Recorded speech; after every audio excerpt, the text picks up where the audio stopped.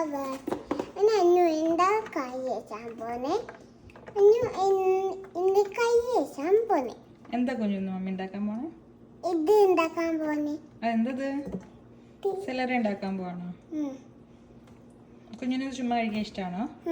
ഇഷ്ടാ? ഒന്ന് കഴിച്ചോ, കഴിച്ചോ, ചുമ്മാ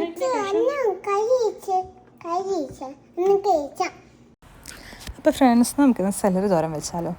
ഇതിവിടെ കാനഡയിൽ സാലഡിലും അതുപോലെ തന്നെ വിങ്സൊക്കെ കഴിക്കുമ്പോൾ അതിൻ്റെ സൈഡായിട്ട് റാഞ്ചിൽ ഡിപ്പ് ചെയ്തും കഴിക്കുന്ന ഒരു ഐറ്റം കേട്ടോ. അപ്പോൾ അങ്ങനെ നമ്മൾ മേടിച്ചതാണ്. പക്ഷെ നമുക്കിതിന് വലിയ ടേസ്റ്റൊന്നും തോന്നിയൊന്നുമില്ല. ഒരു വികാരം ഇല്ലാത്തൊരു സാധനമായിരുന്നേ. കുഞ്ഞിന് കൊടുത്തപ്പോഴും അവർക്കും വലിയ ഇഷ്ടമൊന്നും തോന്നിയില്ല. സത്യം പറഞ്ഞാൽ എന്താ എനിക്ക് ഫീലായത്, നമ്മുടെ മറ്റേ മഷിത്തണ്ടൊക്കെ ഉണ്ടല്ലോ, അത് കടിക്കുമ്പോൾ ഉള്ളൊരു ഫീലായിരുന്നു എനിക്ക് തോന്നി.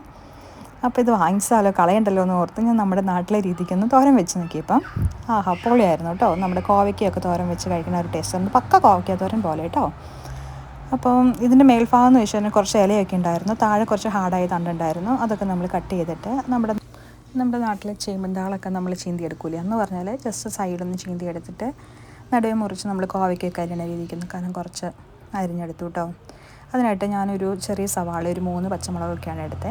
പിന്നെ നമ്മൾ നോർമൽ തോരൻ വയ്ക്കണ പോലെ തന്നെ കടുക് പൊട്ടിച്ച്. കറിവേപ്പില ഉണ്ടായില്ല.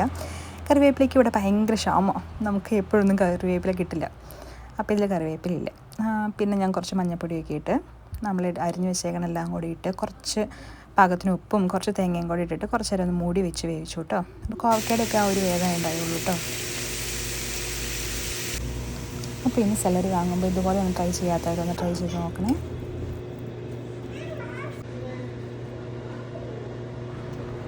സംഭവം അടിപൊളിയാട്ടോ.